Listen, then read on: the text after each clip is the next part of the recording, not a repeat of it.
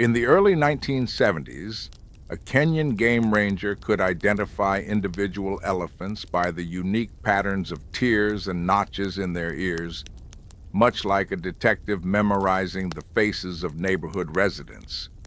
Except these neighbors weighed 6 tons and occasionally knocked down acacia trees when irritated.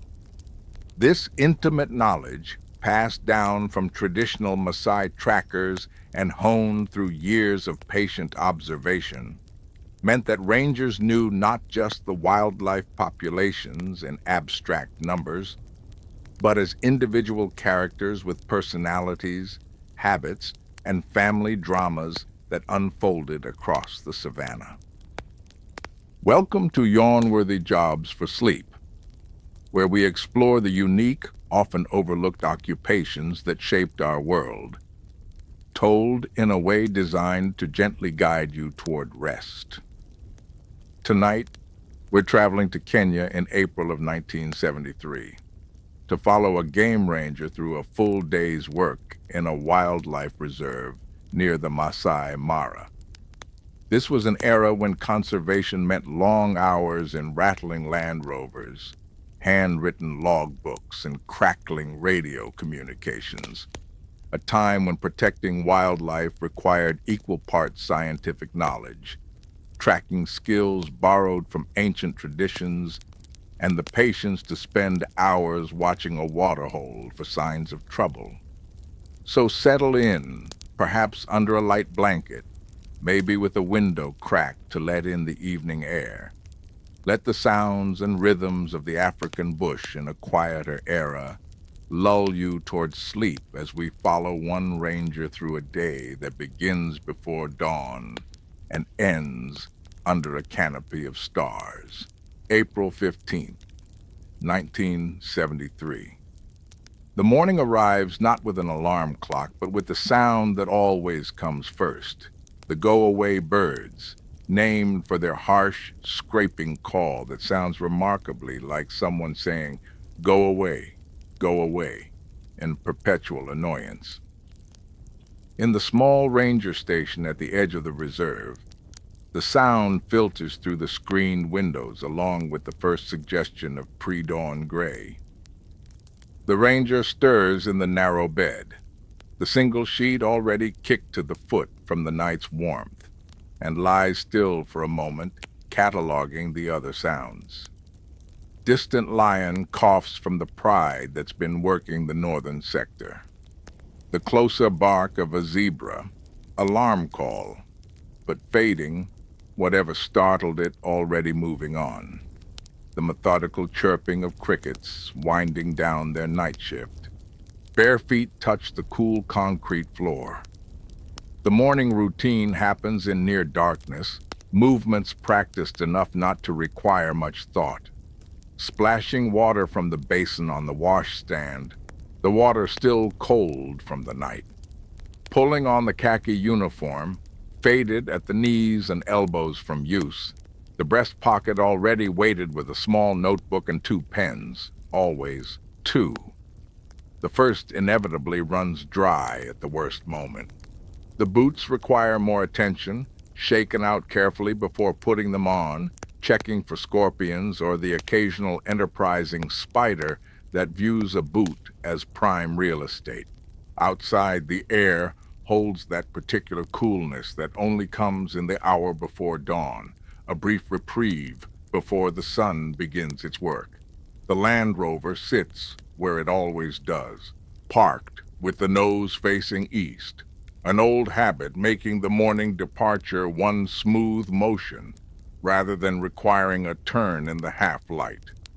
The vehicle itself is a 1968 Series 2EA, painted in a green that might once have been called forest, but now trends toward a dusty olive, dented in places where encounters with termite mounds and stubborn acacia branches have left their marks. The passenger seat holds the day's essential equipment: binoculars in a worn leather case, the larger field notebook for detailed observations, a canteen filled the night before, and the rifle, a necessary presence resting in its bracket, rarely used, but always there. The engine turns over with a cough and a rattle that suggests mechanical indignation at the early hour, then settles into its familiar uneven idle. While it warms, the ranger reviews the night log left by Jackson, the junior ranger who took the midnight to dawn shift. Nothing unusual. Elephant herd moving south toward the Mara River. Spotted hyena activity near the eastern boundary. One radio check-in from the nearest station 15 kilometers away. The handwriting is careful, each entry time-stamped in the margin. Jackson is meticulous about the records, understanding that patterns only emerge when the details are captured. A flash of movement near the station catches the eye. The secretary bird, already awake and stalking through the grass near the building with that peculiar high-stepping gait, looks like a Victorian clerk who's decided to take a stroll through the tall grass, all pompous dignity and businesslike focus. This particular bird has been hanging around the station for weeks now, drawn perhaps by the mice that inhabit the supply shed, and has become something of an unofficial mascot. At the moment, it's engaged in the serious business of hunting, head bobbing forward with each deliberate step, orange face and long tail feathers creating an unmistakable profile against the lightening sky. The Land Rover pulls away from the station as the eastern horizon begins to show the first genuine hint of color, that deep indigo blue that comes before the pinks and golds. The route for the morning patrol is the same one taken 3 times a week. Predictability in patrol patterns might seem counterintuitive, but regular observation of the same areas reveals changes, the small details that signal larger shifts. A waterhole that's suddenly abandoned by zebras might indicate a lurking predator. Broken branches at a height that suggests elephant might mean the herd's path has shifted. Tire tracks where there shouldn't be any tracks at all. The vehicle follows what can generously be called a road, really just 2 parallel tracks worn into the earth by repeated use, winding through low scrub before opening onto the broader grassland. In this era, before GPS and satellite imagery became standard tools, navigation relies on landmarks and memory. That distinctive flat-topped acacia on the slight rise, the rocky outcrop that looks vaguely like a sleeping hippo, the dry stream bed that only runs during the heavy rains. The Land Rover's speedometer claims 30 kilometers per hour, though the reality over rough ground is considerably less, a pace that allows for observation, for the eyes to scan the landscape with the kind of attention that reveals what's actually happening.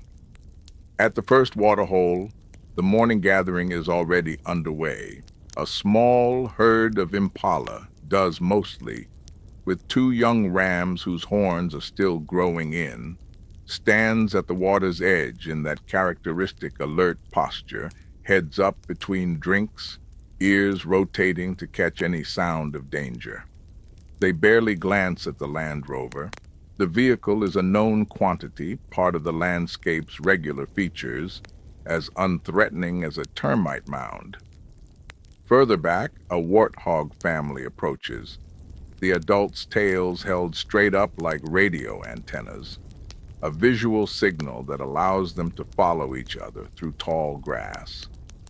The ranger cuts the engine and reaches for the binoculars and field notebook.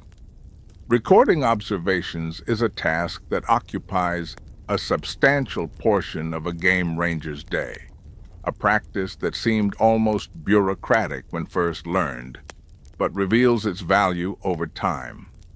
Each sighting goes into the notebook with date, time, location, and details.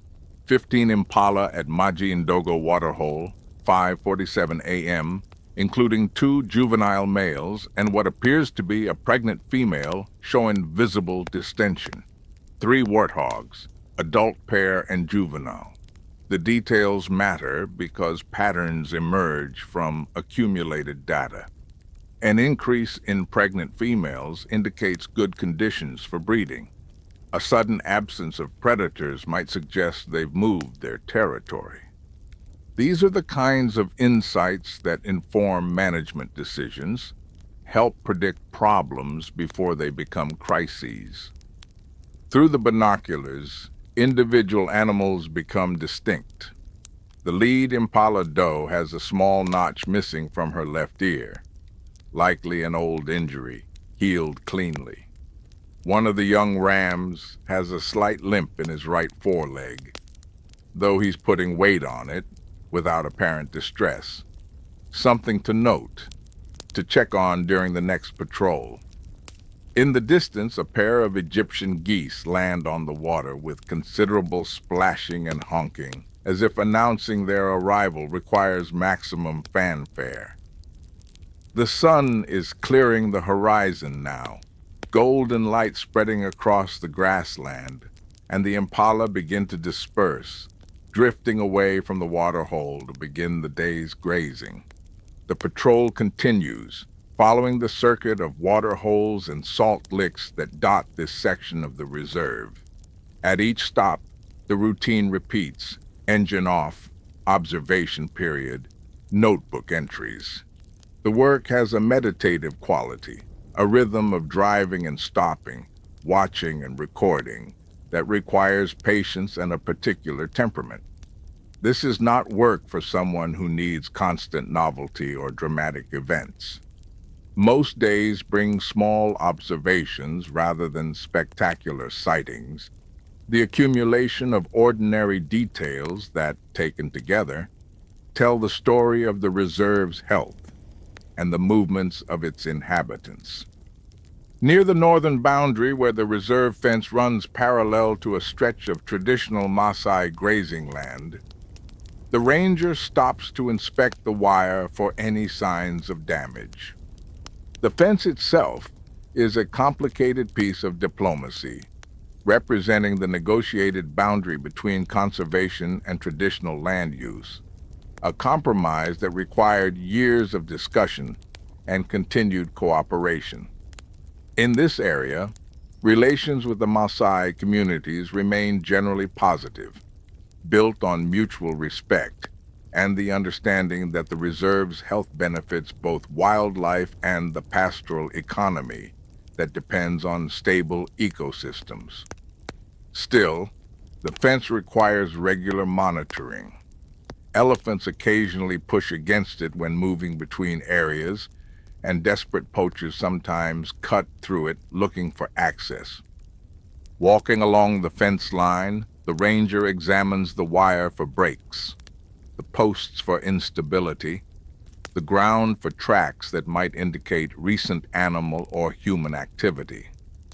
The grass here is trampled, showing where a herd passed through recently. Buffalo, judging by the size and depth of the impressions, probably the large group that's been ranging through this sector for the past month. One post leans at an angle, pushed but not broken, a testament to the casual strength of a buffalo's shoulder check. A mental note goes into the list of maintenance tasks.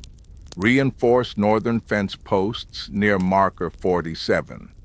The sun is well up now, the early coolness already a memory as the temperature begins its steady climb toward the midday peak. Heat shimmers start to rise from the exposed earth, distorting the distance, and the ranger returns to the Land Rover for water from the canteen. The secretary bird makes another appearance, or perhaps it's been following the vehicle all along. They're territorial birds, and this one's territory seems to overlap significantly with the patrol route. It stalks past at a distance of maybe 20 meters, ignoring the human presence entirely, focused on its own hunting priorities with single-minded determination. The final stop of the morning patrol is the largest water hole in this sector, a significant gathering point, especially during the dry season. At this time of year, with the long rains having ended only a few weeks ago, water remains relatively abundant and the hole is full, surrounded by mud trampled into a moonscape by countless hooves and feet. A mixed group occupies the area, zebra grazing nearby, a small herd of eland, the largest antelope, massive and somehow ponderous despite their grace, drinking at the water's edge, and a troop of baboons that has claimed the trees overlooking the hole, settling into the branches with the proprietary air of regular customers at a favored establishment. The baboons are worth watching for a few extra minutes. Troops indicate the health of the broader ecosystem through their behavior and numbers, and this particular group has been growing steadily over the past year, suggesting abundant food resources and relatively low predation pressure. The dominant male, easily identified by his massive size and impressive mane of fur around his neck and shoulders, sits on a prominent branch, overseeing his domain with occasional glances toward the Land Rover. Several females with infants cling to their chests, move through the troop, and juveniles chase each other in games that look remarkably like the play of human children. Tag, keep away, wrestling matches that escalate until an adult barks a warning. Recording the observation takes several minutes. Baboon troop at Maji Kubwa, approximately 40 individuals, multiple infants suggesting successful breeding season, dominant male in apparent good health. The level of detail might seem excessive, but it's precisely this kind of long-term monitoring that allows rangers to understand not just what's happening now, but to compare with what happened months or years ago, to see the slow shifts in population and behavior that indicate larger environmental changes. By the time the Land Rover turns back toward the station, the morning has fully established itself. The light has gone from golden to white hot, the shadows retreating to small pools beneath trees and bushes. The temperature inside the vehicle, even with windows open, has become distinctly uncomfortable, and the ranger's shirt sticks to his back with sweat. But the morning patrol is complete, the baseline observations recorded, and barring any emergencies radioed in from the other stations, there's time for a brief respite before the midday tasks begin. The station comes into view, its corrugated metal roof visible first above the scrub, and the ranger feels the small satisfaction that comes with completing familiar work competently. The notebook is fuller by several pages, the mental map of the reserve updated with the morning's observations, and the day is just beginning. Back at the station, the morning reports from the other rangers have begun to accumulate.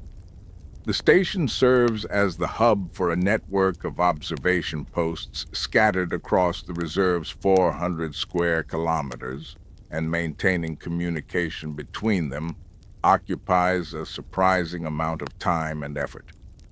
The radio sits in the main office, a substantial piece of equipment that looks like it belongs in a military command post, which in a sense it did, the surplus hardware repurposed for conservation work. The antenna mounted on the station's roof occasionally picks up signals from Nairobi, voices discussing matters entirely unrelated to wildlife, a reminder that the world beyond the reserve continues on its way. Jackson is still at the station, finishing his shift paperwork before heading to the quarters for sleep. The night shift leaves people with a particular exhausted brightness, wired from staying alert through the dark hours but ready to collapse. Over tea, strong, milky, sweet enough to make teeth ache. He reports the details behind his brief log entries. The elephant herd moving south included Makubwa, the old matriarch whose broken tusk makes her instantly recognizable, leading a group that's grown by 3 calves since the last full count. The hyena activity was concentrated near the eastern boundary, specifically near the area where a buffalo died 2 days ago, the carcass still providing meals for the reserved scavengers. The conversation is professional but easy, the rhythm of 2 people who've worked together long enough to develop shorthand. Jackson mentions that one of the tourist groups staying at the lodge near the western boundary reported seeing a vehicle driving off-road yesterday evening, cutting across protected grassland to get closer to a lion sighting. The ranger makes a note to contact the lodge manager. The rules about staying on designated tracks exist for good reasons, and tour operators who allow their drivers to ignore them create erosion, disturb wildlife, and set poor examples for other visitors. Another junior ranger, Kiprono, arrives mid-morning with a report from the southern sector. He's younger, still learning the work, and approaches everything with an earnest intensity that will either mellow with experience or burn him out within a few years. His observation log is immaculate, entries written in the careful script of someone determined to do everything exactly right. He's brought photographs, too. The reserve has recently acquired 2 camera traps, motion-activated units that use precious film to capture images of animals that pass by, particularly useful for documenting nocturnal species that are otherwise difficult to observe. The cameras are expensive to operate, each roll of film a calculated investment, and developing the photos requires a trip to Nairobi or waiting for the monthly supply run. The photographs from this batch are promising. A leopard, caught in the flash at night, eyes reflecting green, carrying what looks like an impala fawn in its jaws. A honey badger, low-slung and purposeful, heading toward the camera with that characteristic waddle that somehow manages to convey both determination and a complete lack of concern for anything in its path. And, most interestingly, a series of shots showing a group of 3 adult male lions, bachelors kicked out from their birth pride and now forming a coalition, looking for territory and females of their own. The ranger studies these last images carefully. Lion dynamics are always worth monitoring, and the arrival of new males in the area could mean challenges to the established prides, potentially leading to the infanticide that typically follows when new males take over. The radio crackles to life with a call from the headquarters station, Mwangi's voice cutting through the static. There's a situation developing that requires attention. Tracks found near the northern boundary suggest possible poacher activity, multiple people moving on foot, heading roughly east toward the river. The tracks were discovered by Mwangi during his morning patrol, clearly made sometime during the night. And while there's no direct evidence yet, no snares found, no shots heard, the pattern is suspicious enough to warrant investigation. Poaching in 1973 is becoming an increasingly serious problem across East Africa. The ivory trade, driven by demand in Asia and Europe, has turned elephant tusks into commodities valuable enough to risk arrest and even violence. Rhino horn, rarer and worth even more, has brought organized criminal networks into what was once primarily subsistence hunting. Game rangers, originally trained primarily for wildlife management and research, have found themselves increasingly taking on law enforcement roles. a shift that brings new dangers and requires different skills. The rifle in the Land Rover, mostly a precaution against dangerous animal encounters, has become relevant in a different, more troubling way. The ranger acknowledges Mwangi's report and confirms he'll investigate. Kiprono volunteers to come along. He's eager for the experience, and having a second person for this kind of work is sensible protocol.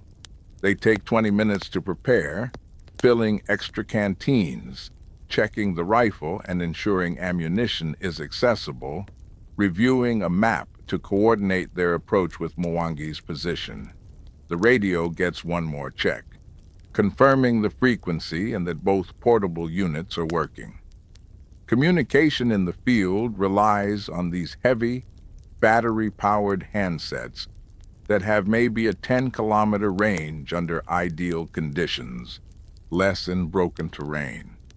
The drive north takes 40 minutes, following roads that deteriorate from rough to barely existent. The Land Rover clatters over stones, forges through patches where grass has overgrown the track, and slides slightly in the soft earth near a seasonal stream. This is territory the ranger knows well. Every kopje, every significant tree, the subtle rises and falls of land that don't show on maps but matter enormously for navigation. Kiprono rides in the passenger seat, holding the radio and watching the landscape with the focused attention of someone still learning to read the bush. They rendezvous with Mwangi at a rocky outcrop that provides both a landmark and a good vantage point. He's waiting with his own vehicle and spreads a map on the Land Rover's hood, pointing out where he found the tracks and the direction they seem to be heading. The tracks themselves are about 2 kilometers north, and the three rangers drive there carefully, watching for any signs of movement. Finding nothing immediately suspicious, they proceed on foot. Tracking humans through the bush requires a different skill set than tracking animals. Animals move with patterns dictated by food, water, and safety. People move with purpose, and, if they're trying to avoid detection, with conscious attempts at concealment. These tracks, visible in the dust and disturbed vegetation, show a group of at least 4 people, probably 5, walking in single file. A common pattern for moving quickly while minimizing noise and visible trail. They're not making any particular effort to hide their passage, which could mean carelessness or confidence, possibly both. Following the trail leads through scrubland dotted with acacia and comifera, the ground alternating between rocky patches that hold no tracks and soft earth that captures every footprint in surprising detail. The rangers move quietly, not talking, hand signals sufficient for communication. The rifle is unslung now, carried ready. Not because violence is expected, but because being unprepared when it comes would be catastrophic. The sun beats down with physical force and sweat soaks through shirts within minutes. But the work requires concentration that overrides discomfort. After an hour of tracking, the trail leads to a clearing where the evidence becomes clearer and more concerning. A temporary camp, recently abandoned, the ashes in the fire pit still hold warmth, and the ground shows where 5 people sat or lay down. More significantly, there are clear signs of butchering. Blood on the rocks, scraps of hide, the distinctive marks where meat was cut and carried away. Game wardens learn to identify species from remains, and these pieces suggest impala, possibly 2 of them, killed and processed here before the group moved on. The killing itself isn't necessarily poaching. Local communities have hunting rights in certain circumstances, and distinguishing legal subsistence hunting from illegal commercial activity requires understanding context. What makes this situation more serious is the location, well inside the reserve boundary where hunting is prohibited regardless of purpose, and the commercial scale suggested by the evidence. Subsistence hunters typically take one animal and use most of it. Commercial poachers take multiple animals, focusing on the most valuable parts: meat for sale, hides for trade. The ranger photographs the scene with the reserve's camera, a careful documentation that might be needed for reports or even legal proceedings.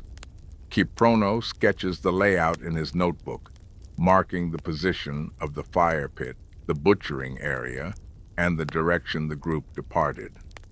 Mwangi radios the headquarters station with an update. Confirmed illegal hunting. Suspects left the area heading east, possibly making for the river and the reserve boundary. Pursuing the group further would require more resources, ideally a full team with police backup, given the risk of confrontation. The rangers mark the location carefully on the map, collect what evidence can be preserved, and make the decision to return to the stations and coordinate a proper response. This is the frustrating reality of anti-poaching work in this era. Limited personnel, vast territories to patrol, and poachers who know the land as well as the rangers do, if not better. The old joke is that good poachers don't get caught, and the ones who do get caught are either unlucky or stupid.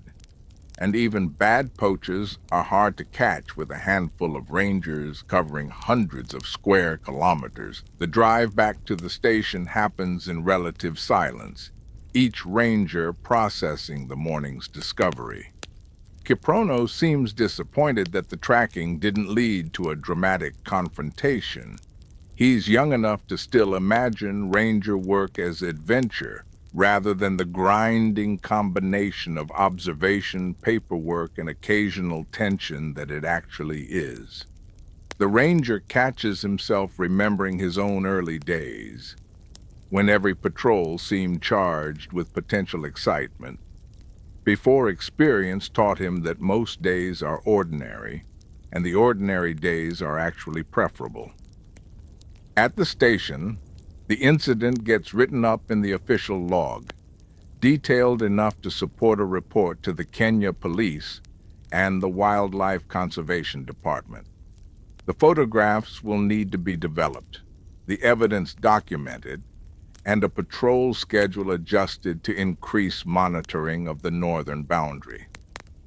The work of the morning shifts from field tracking back to administrative follow-through, the less dramatic but equally necessary aspects of protecting the reserve. By early afternoon, the immediate response is complete, and the ranger's stomach reminds him that breakfast was a long time ago and consisted of tea and a piece of bread eaten while standing. The station's small kitchen offers limited but serviceable options. A pot of ugali left from Jackson's pre-dawn meal, reheated on the kerosene stove, along with a tin of beans and some of the dried meat that serves as protein when fresh supplies are unavailable. The meal is functional rather than elaborate, eaten at the desk while reviewing the afternoon's planned tasks. Outside the window, the secretary bird reappears, stalking through the compound with that same dignified step, still hunting, apparently never satisfied with the morning's catch. The bird has become a reliable presence, familiar enough now to serve as a kind of clock. If the secretary bird is near the station, it's midday, the heat too intense even for dedicated hunters. The hottest part of the day brings a natural lull in activity, for humans and animals alike. Sensible creatures seek shade and rest, conserving energy until the temperature becomes more tolerable. The ranger follows the same pattern, spending the early afternoon at the station catching up on the paperwork that accumulates relentlessly. Conservation work generates reports with remarkable efficiency. patrol logs, incident reports, population counts, equipment maintenance records, supply requests, and the monthly summary that headquarters requires, documenting everything from rainfall measurements to tourist numbers. The office, if it can be called that, occupies half of the station's main building, separated from the living quarters by a thin wall that provides psychological privacy more than actual sound insulation. A desk, salvaged from some government surplus sale, holds the typewriter, a manual Olivetti, that requires aggressive key strikes to make legible impressions, and stacks of forms in various states of completion. A filing cabinet, dented and missing its bottom drawer, contains the accumulated records of the past 5 years, organized with varying degrees of success, depending on who was responsible for filing at the time. On the wall, a large map of the reserve, marked with colored pins indicating observation posts, known water sources, and areas of particular concern. The typewriter work proceeds slowly, the heat making concentration difficult despite the fan that oscillates in the corner, redistributing warm air without actually cooling anything. The poaching incident report requires 3 carbon copies, each one typed with enough force to create readable impressions on all layers, errors corrected with white out that must dry completely before typing over it. The work is tedious, but the ranger has learned that thorough documentation can make the difference between effective follow-up and incidents that vanish into bureaucratic void.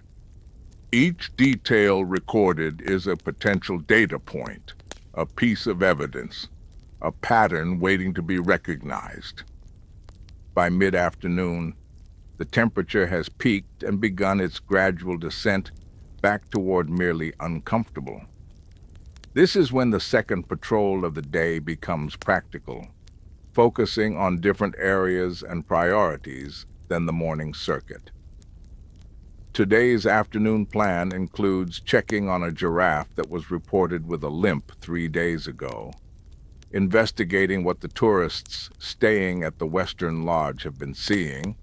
Their informal observations sometimes provide useful information, and maintaining the Land Rover, which has developed a concerning rattle that suggests something has worked loose. The vehicle maintenance happens first, partially because ignoring mechanical problems in this environment is an excellent way to end up stranded far from help.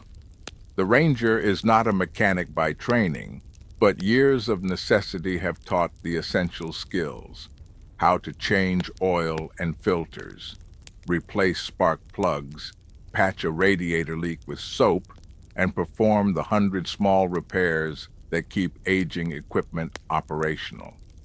The Land Rover gets driven onto a level patch of ground and the inspection begins. Under the chassis, everything is predictably dirty, coated with the mixture of dust, oil, and mud that accumulates on any vehicle used hard in rough conditions. The exhaust system is holding together, though one of the brackets has cracked and will need welding soon. The differential looks dry, not actively leaking but probably due for fresh oil. The brake lines show no obvious damage, though the pads are wearing thin and should be replaced before the next major rain. The mysterious rattle turns out to be a loose bolt on the passenger seat mounting, a simple fix that requires only a wrench and some colorful language when the bolt initially refuses to cooperate. The small repairs and maintenance checks take the better part of an hour, work done lying on the ground with dust filtering down into eyes and mouth, hands acquiring new layers of grease that will require serious washing later. But when finished, the Land Rover feels tighter, more responsive, the rattle eliminated, and the confidence restored that the vehicle will be reliable when needed. In a job where transportation failure can mean anything from inconvenience to genuine danger, keeping the equipment sound is not optional. Cleaned up as much as is practical without a proper shower, water from a bucket and a rough towel managing to remove the worst of the grime, the ranger sets out for the western sector. The route passes through mixed habitat, transitioning from the open grassland around the station to more heavily wooded areas where the vegetation grows denser and taller. This is good giraffe territory, and within 20 minutes of leaving the station, the first individuals come into view, their heads visible above the acacia canopy, browsing on the highest leaves with the prehensile tongues that allow them to work around thorns. Finding the specific giraffe requires patience and careful observation. Giraffes share the characteristic that makes them both easy and difficult to identify. Their coat patterns are unique to each individual, like fingerprints, but you have to get close enough and at the right angle to see the patterns clearly. The injured one, a young male, maybe 4 years old, had a distinctive marking, a dark patch on the left shoulder that looked vaguely like a handprint, and a limp favoring the right rear leg. Scanning through the binoculars, the ranger checks each giraffe in the scattered group, looking for that particular pattern. 20 minutes of searching locates him, standing slightly apart from the others, still favoring the right leg but putting weight on it and moving without obvious distress. Whatever caused the limp, possibly a thorn, possibly a minor strain, appears to be healing naturally. The young male browses peacefully, pulling leaves from a whistling thorn acacia, unbothered by the observation. Recording the sighting takes a few minutes. Injured giraffe at Western Sector Observation Point 2, showing improvement mobile and feeding normally. The notes go into the field book, another data point in the ongoing monitoring of individual animals. The Western Lodge sits another 30 minutes drive away, a small tourism operation catering to visitors who want to experience the reserve with a degree of comfort. The relationship between the reserve authorities and the lodge is generally cooperative. Tourism provides economic justification for conservation, and the lodge benefits from well-managed wildlife populations, but requires management. Tourists can be remarkably inventive in their ability to violate rules while claiming ignorance, and lodge operators sometimes prioritize guest satisfaction over conservation protocols. The lodge manager, a transplanted Brit named Henderson, who's been running the operation for 3 years, greets the ranger with genuine friendliness. He's one of the good ones, understanding that his business's long-term success depends on the reserve's health, willing to enforce rules even when guests complain. Over tea, always tea, the universal currency of conversation in Kenya, they discuss the previous day's off-road incident. Henderson is apologetic. The driver involved was new, inadequately trained, and has been firmly instructed that such behavior won't be tolerated again. The guests themselves complained about the rough ride, apparently, which provides its own deterrent.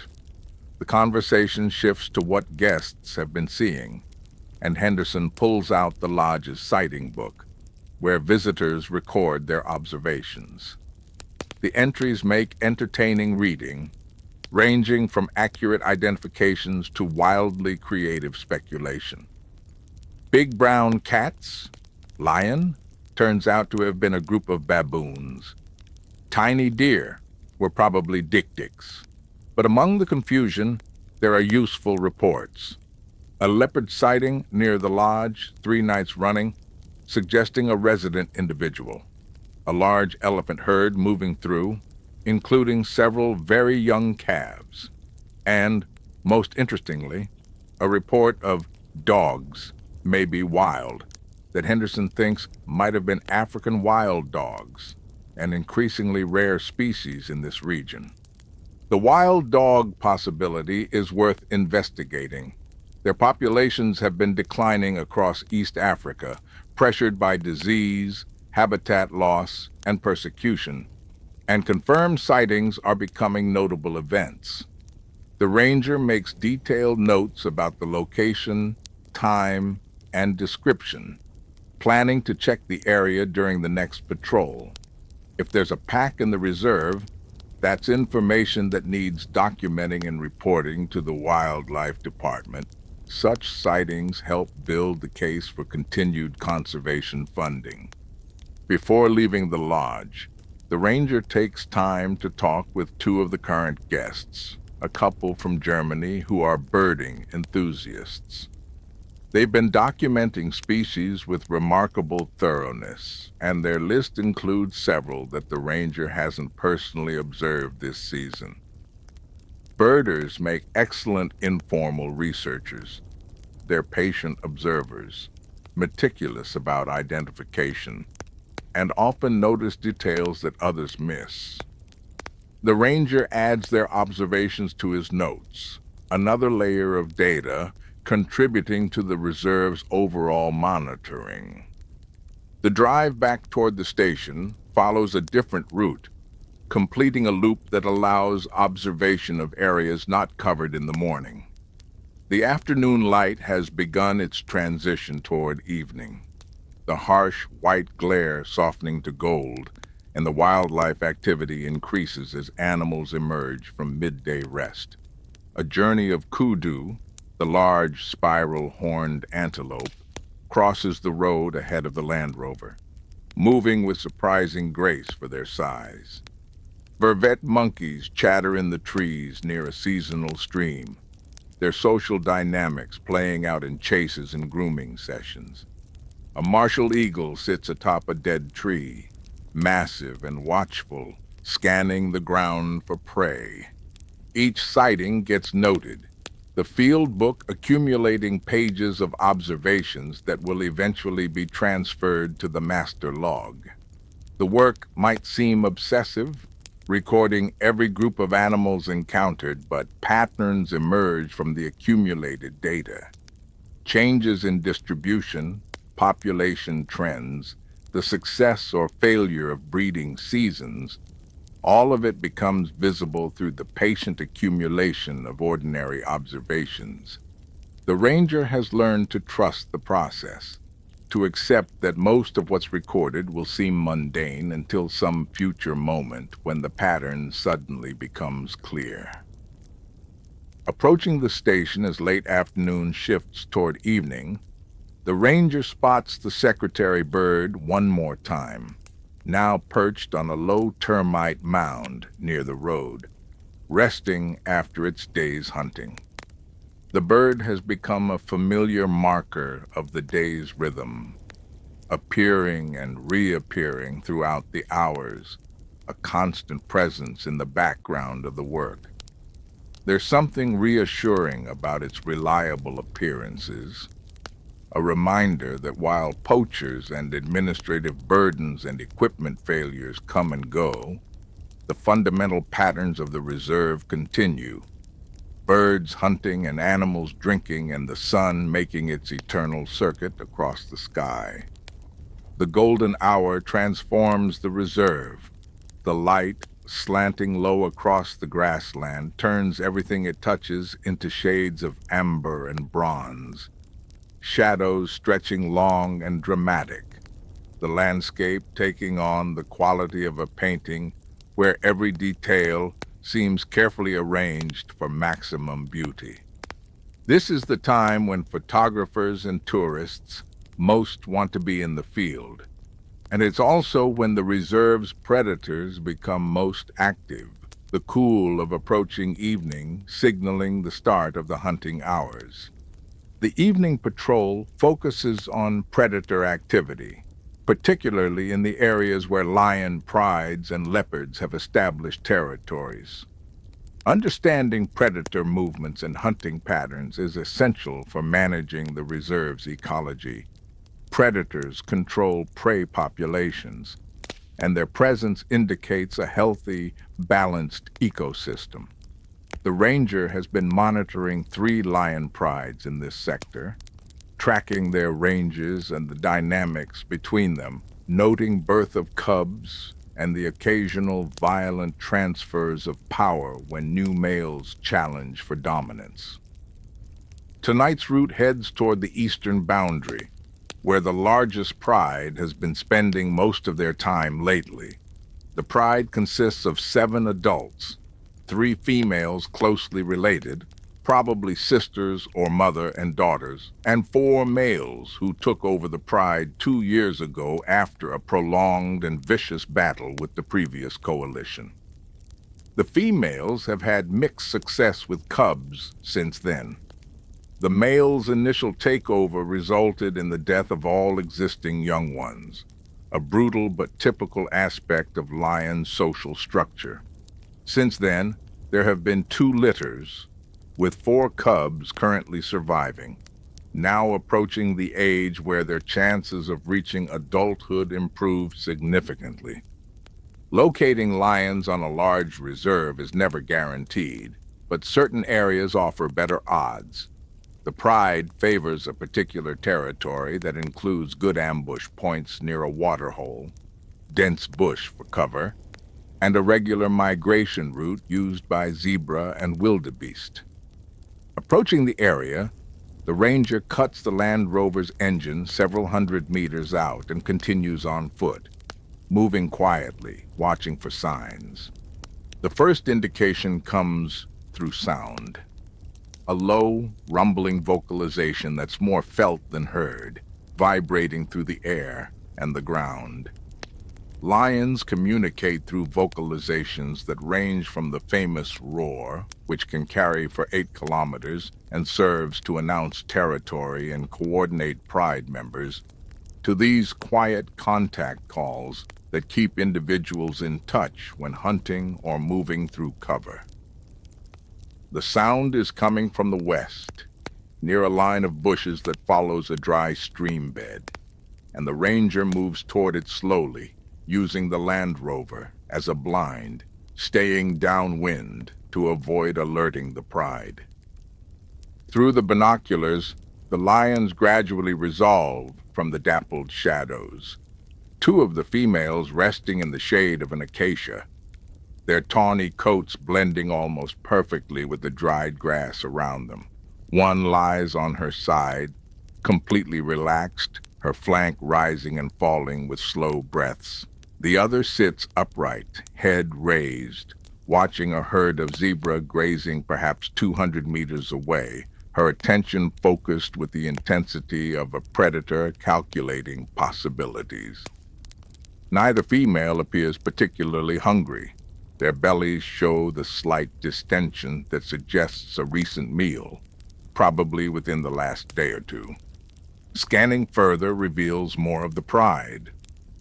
3 of the 4 males rest together under a large umbrella thorn, forming a pile of muscle and mane that seems almost comically oversized, like a collection of particularly magnificent house cats who've decided to nap together. Male lions spend much of their time doing exactly this, sleeping, conserving energy between bouts of territory patrolling, and the occasional need to defend against rival males. The 4th male is slightly apart, lying in a position that allows him to watch both his pride mates and the surrounding territory, the sentinel maintaining awareness while the others rest.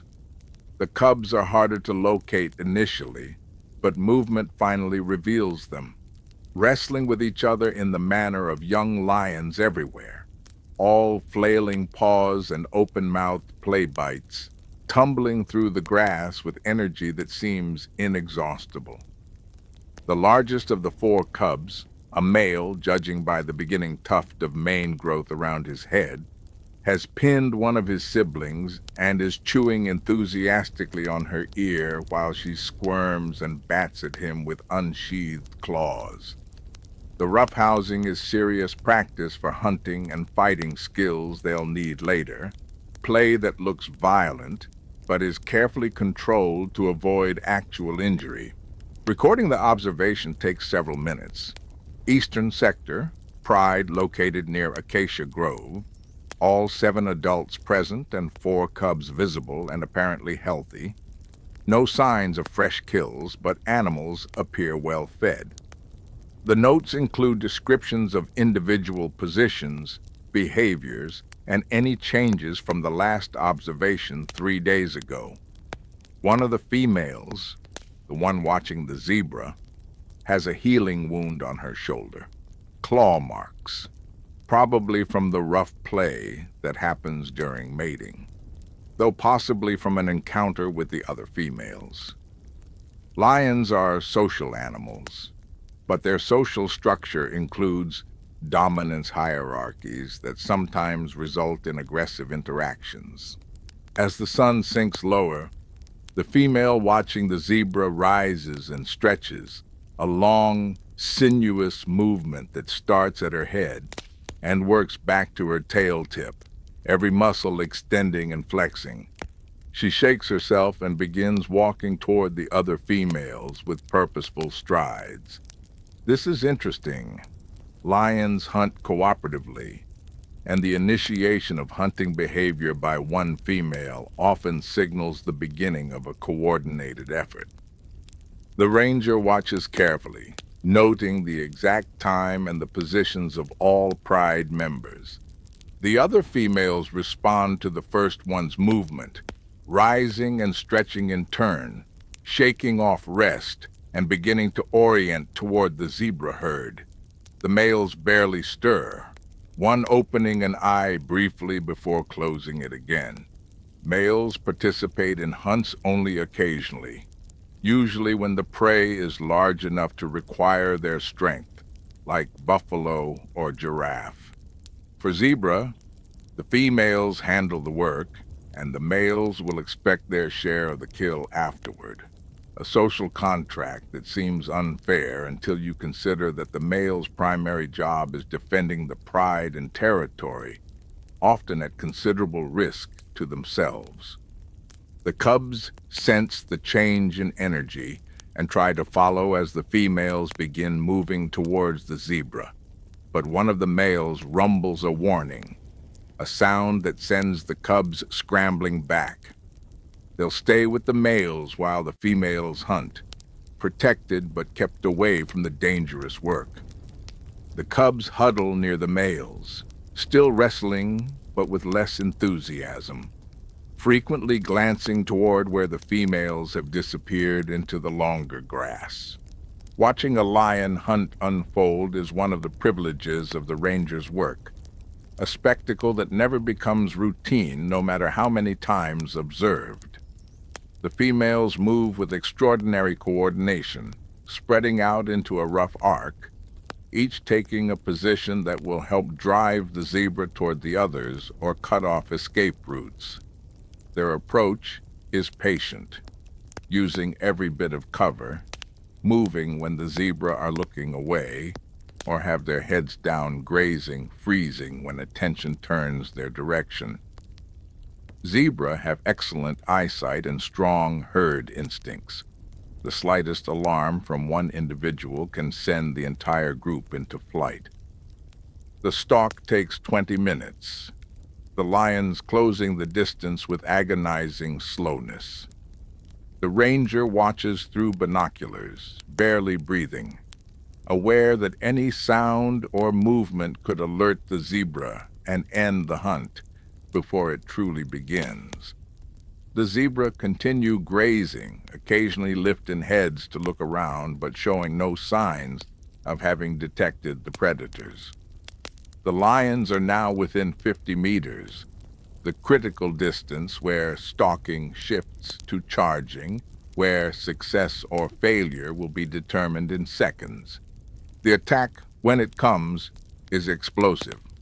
The lead female breaks cover in a sprint that accelerates from still to full speed in 3 strides, her body low and stretched out, every muscle engaged in pursuit. The zebra react instantly, the entire herd wheeling and fleeing with the panic-driven speed that makes them such challenging prey.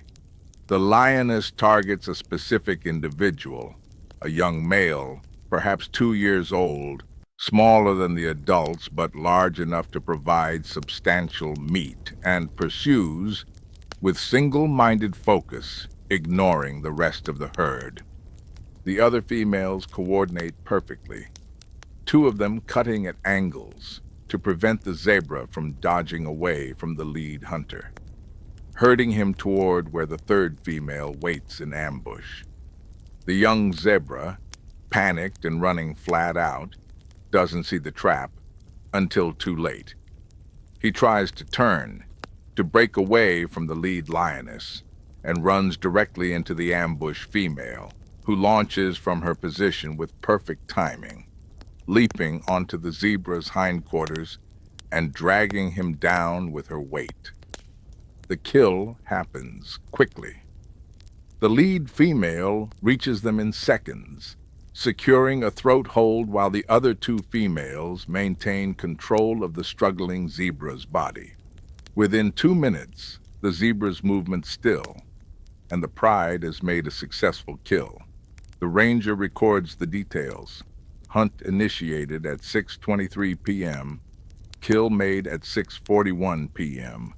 Target was subadult male zebra. All 3 adult females participated in kill. The males, who have been watching from their resting spot with apparent disinterest, now rise and begin walking toward the kill with the confident air of individuals who know their share is guaranteed. The cubs bound along beside them, excitement overriding caution, eager to participate in the feeding. What follows is the organized chaos of a pride feeding. The males assert their dominance, claiming the best positions at the carcass, while the females and cubs take what space is available around them. There's growling, some snapping when individuals get too close to each other, but generally the pride feeds with reasonable cooperation, each individual taking turns tearing meat from the carcass. The ranger observes the feeding for another 30 minutes, noting which individuals feed where and for how long, watching the cubs to ensure they're getting adequate access to the meat. Cubs that are prevented from feeding by overly aggressive adults can suffer malnutrition despite the pride's hunting success. Tonight, the cubs seem to be managing well, darting in to grab pieces when opportunities present, retreating to safe distances to consume them, learning the social skills that will govern their entire lives within the pride structure. As darkness begins settling in earnest, the ranger withdraws quietly, leaving the pride to their meal.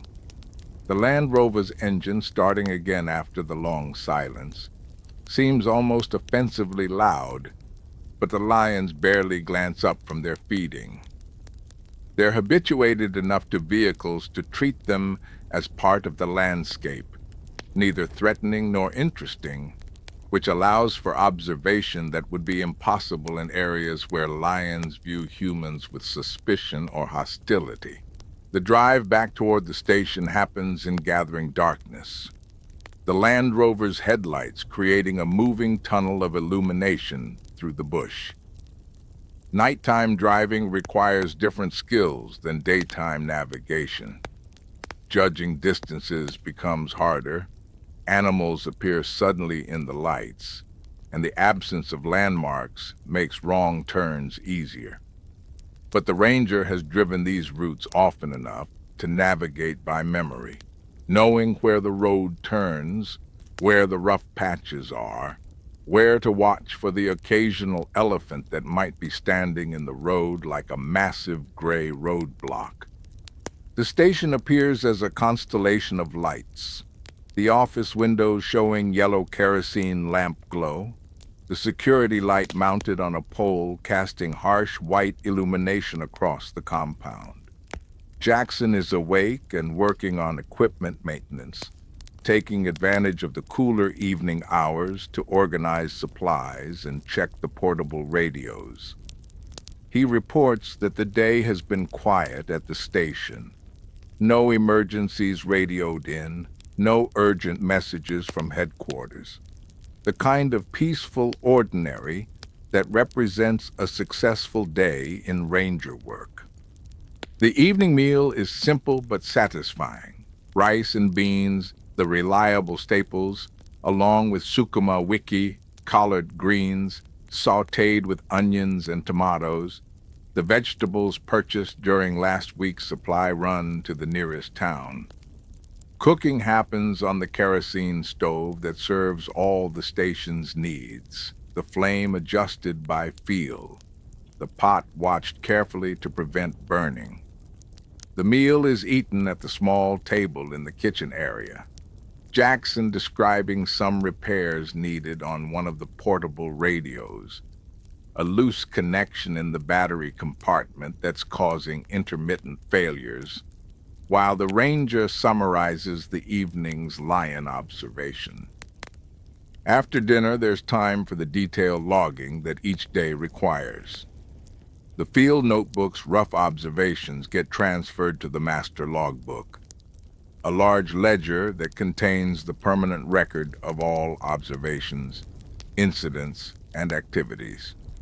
Each entry is dated, timed, and signed, creating a document trail that serves multiple purposes: research data, management information, and legal records if incidents require formal proceedings. The lion hunt gets a full page, describing the observation in enough detail that someone reading the entry months or years later could visualize what happened. The logbook also receives entries for the day's other observations: the morning patrol notes, the impala herd compositions, the giraffe check, the conversation at the tourist lodge, and the poaching evidence found in the morning. Writing it all out takes the better part of an hour, the kerosene lamp casting a warm glow over the desk, the scratch of pen on paper the only sound besides the night's chorus of insects and the occasional distant call of a hyena. Outside, the reserve has fully transitioned to its nocturnal phase. The animals active during the day have mostly bedded down, replaced by the night shift. Hyenas and leopards, genets and civets, the smaller predators and scavengers that own the darkness. The sounds are different too. Less bird song, more insect chorus, the high-pitched yipping of jackals communicating across territory, the periodic whooping of hyenas that sounds like deranged laughter echoing across the grassland. Before settling in for the night, the ranger does a final check of the compound. The Land Rover is parked securely, fuel tank topped off for tomorrow's patrol. The office is locked, documents secured. The radio is on and tuned to the correct frequency, volume set to wake anyone sleeping if an emergency call comes through. The perimeter of the compound is clear. No signs of animals investigating the buildings, no security concerns. Everything is as it should be, the ordinary end to an ordinary day that nevertheless held lion hunts and poaching investigations, giraffe observations and vehicle maintenance, the full range of work that fills a game ranger's life. The night shift properly belongs to Jackson, who will take over at midnight for the patrol hours that extend through darkness and into the next dawn. But the ranger has learned that spending time awake during the night hours, even when not officially on duty, provides insights that daytime observation cannot. The reserve at night is a different place, governed by different rules, and understanding it requires experiencing it in darkness rather than simply reading reports written by others. The chair outside the station's main building offers a comfortable vantage point, positioned to allow observation of the compound and the surrounding area without the distorting glare of the security light. The ranger sits with a cup of tea, no longer sweetened. Sugar at this hour would make sleep impossible later, and lets his eyes adjust to the darkness. The moon is a waning crescent, providing minimal light, which means the stars display with spectacular clarity the Milky Way, a river of light stretching across the sky, visible in ways impossible in areas with light pollution. The night sounds create a complex soundscape that rewards careful listening. Close to the station, the chirping of crickets and the occasional buzz of a beetle provide constant background texture. Further out, the yipping calls of black-backed jackals come from multiple directions, the animals communicating across their territories with vocalizations that rise and fall in pitch, sounding almost like conversation. A nightjar calls its distinctive churring song, the bird invisible in the darkness but persistent in its territorial announcement, and underlying everything, like a bass note supporting the melody, the distant rumble of lion roars, the pride announcing their presence to any potential rivals within hearing range. Sitting quietly in the darkness has a meditative quality, a forced disconnection from the day's activities and concerns that allows the mind to settle. The ranger finds himself thinking about the progression of seasons, how the long rains ended a month ago, and the reserve has entered the drier period that will extend for several months before the short rains arrive. The water holes will gradually shrink, concentrating wildlife around the remaining sources, making observation easier but also increasing competition and stress on the animals. The patrol patterns will need adjustment, focusing more attention on the permanent water sources where conflicts between species become more likely. There's also the larger context to consider, the political and economic pressures on conservation that exist outside the reserve's boundaries. Kenya gained independence from Britain just 10 years ago, and the new government is grappling with balancing traditional land use, agricultural development, and conservation priorities. The reserve exists in a state of negotiated compromise, its boundaries the result of lengthy discussions between government authorities, conservation advocates, and local communities whose ancestors used this land long before boundaries and regulations existed. Maintaining those relationships requires constant attention, mutual respect, and the understanding that conservation cannot succeed if it ignores the needs and rights of human populations. A movement near the edge of the compound catches the eye. A genet, one of the small spotted cats that hunt at night, moving through the grass with the fluid grace characteristic of felines. The genet pauses, apparently aware of being observed, its large eyes reflecting the dim light, then continues on its way, unconcerned. Genets are beautiful animals, marked with intricate patterns of spots and rings, and seeing one is always a small pleasure. They're not particularly rare, but their nocturnal habits mean daytime observers often remain unaware of their presence. The radio in the office crackles occasionally with transmissions from other stations.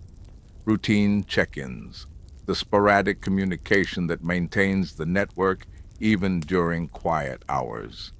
Mwangi reports that his sector remains quiet, no unusual activity. Kiprono, covering the southern boundary, mentions hearing what might be gunshots far to the south, outside the reserve boundary, possibly hunters, possibly something else, the distance making identification impossible. The ranger makes a note to check with the police liaison tomorrow. Gunfire near the boundaries deserves investigation, even if it's occurring in areas where hunting is legal. Around 11 o'clock, Jackson emerges from the sleeping quarters preparing for his midnight shift with the deliberate movements of someone still transitioning from sleep to wakefulness. He joins the ranger outside, accepting a cup of tea and settling into companionable silence for a few minutes before beginning the conversation that serves as a shift change briefing. The ranger summarizes the evening's lion observation, mentions the distant gunfire Kiprono reported, and confirms that tomorrow's priorities include following up on the poaching investigation and checking the camera traps in the western sector. Jackson listens carefully, asking occasional questions, his notebook open to record anything that might be relevant during his shift. He mentions that one of the portable radios is acting up, the battery connection issue he mentioned earlier, and suggests it needs to go to Nairobi for proper repair since the tools and expertise for electronics work don't exist at the station. Equipment maintenance is an ongoing challenge. The reserve operates on a limited budget, and repairs often require creative solutions or lengthy waits for parts and qualified technicians. The conversation meanders through various topics: observations from recent patrols, speculation about whether the wild dog sighting reported at the tourist lodge might be legitimate, discussion of the reserve's plans to expand the camera trap program if funding can be secured. These informal conversations serve a purpose beyond simple information exchange. They're how institutional knowledge gets transferred, how the accumulated experience of years gets passed from one ranger to another, how patterns and insights that never make it into official reports nonetheless shape the approach to the work. By 11:30, the ranger is ready to turn in, the day's accumulated fatigue making itself felt. Jackson will handle the night hours, conducting periodic patrols of the station perimeter, monitoring the radio, and remaining alert for any signs of trouble: poachers, injured animals, or any of the 100 potential problems that can emerge at night. The ranger trusts him completely. Jackson is methodical, observant, and maintains the careful attention to detail that the work requires. The sleeping quarters are simple: a narrow bed with a mosquito net, a small fan that does more to circulate warm air than actually cool anything, and a shelf holding a few personal items and several dog-eared paperback books that get traded among the rangers. The temperature remains warm despite the late hour, and sleep comes wearing only shorts, the single-sheet adequate covering. Through the screened window, the night sounds continue: the cricket chorus, the distant hyena calls, the rustle of wind through dry grass. Sleep, when it comes, is the deep, dreamless rest of physical exhaustion, the body recovering from a day that began before dawn and included tracking, driving, maintenance work, and hours of observation. The sounds of the reserve continue outside, the great cycles of hunting and being hunted, of territory defended and food consumed, of life lived according to patterns older than human civilization. The reserve persists through the night, a pocket of wildness protected by people who have chosen to dedicate their lives to its preservation, their work mostly invisible to the world beyond the boundaries, but essential nonetheless. Somewhere in the darkness, the secretary bird roosts in its chosen tree, head tucked under wing, resting after the day's hunting to prepare for tomorrow's search. The lion pride continues feeding on the zebra kill, taking periodic breaks to rest before returning for more meat. The cubs curled together near the adults, bellies full and safe within the pride's protection. Elephants move through their ancient pathways, navigating by memory and the wisdom of the matriarch, covering vast distances between water sources and feeding grounds. Leopards hunt alone in the dense bush, masters of stealth and patience. And above it all, the stars wheel across the sky. The Southern Cross and Orion visible simultaneously in these equatorial latitudes. Constellations that have guided travelers and marked the seasons for millennia. The ranger's work continues tomorrow, and the day after, and the day after that, in an endless cycle of observation and protection, education and enforcement. The accumulation of ordinary days that together constitute a life devoted to conservation.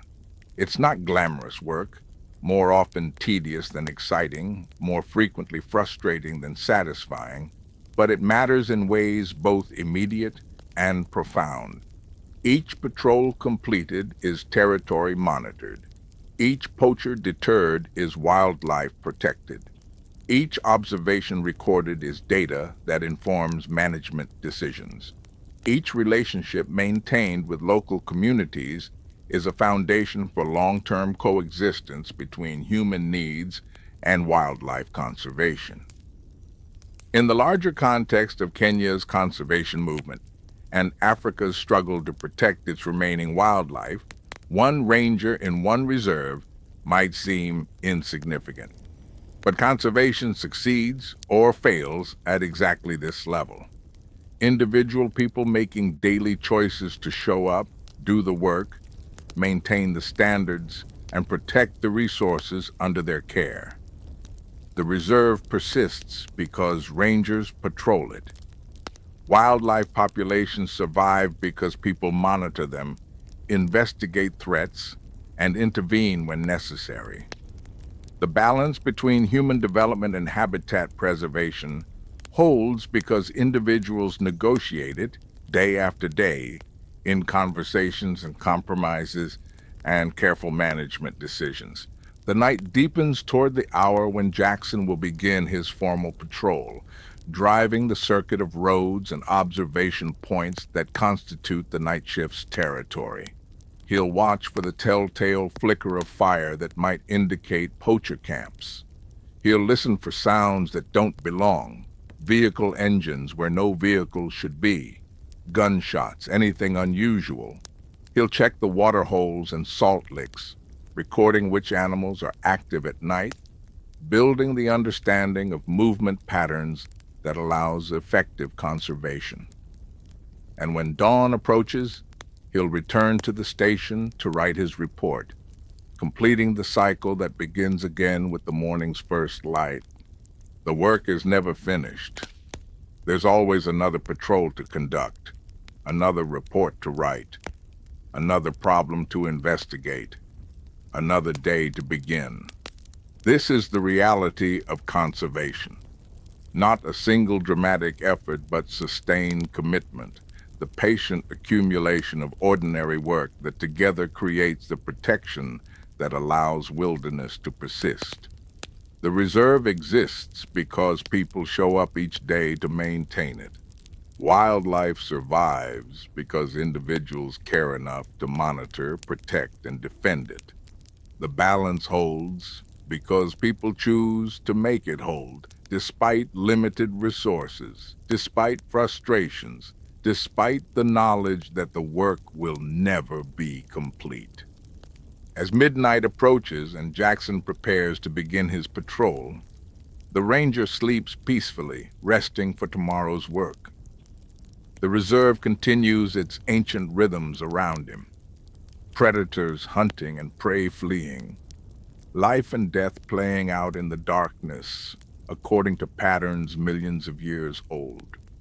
And in the morning, when the go-away birds begin their harsh calling and the sun starts its climb above the eastern horizon, the ranger will wake and begin again, stepping into another day of work that matters, in a place that matters, doing a job that has shaped his life and given it meaning beyond what he might have imagined before he first put on the khaki uniform and drove out into the bush to begin learning how to read the land and protect its inhabitants.